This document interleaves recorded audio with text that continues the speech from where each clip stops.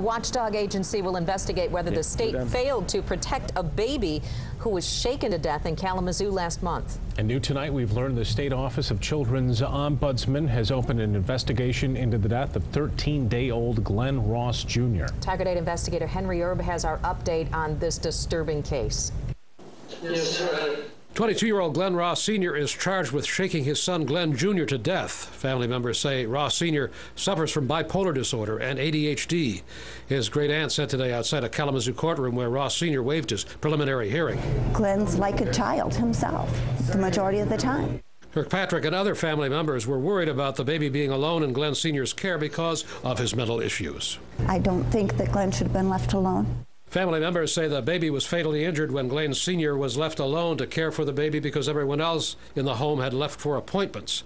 Today, the baby's mother, Bridget Moore, told 24-Hour News 8 that state child protective service workers had been at the hospital after Glenn Jr.'s birth and allowed them to take the baby home with them.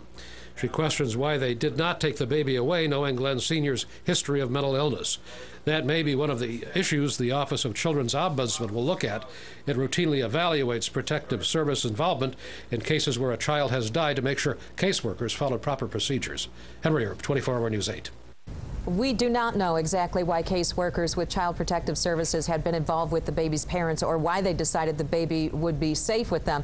The state does not release that kind of information, but it will likely come out through the Office of Ombudsman's investigation, which we will continue to track.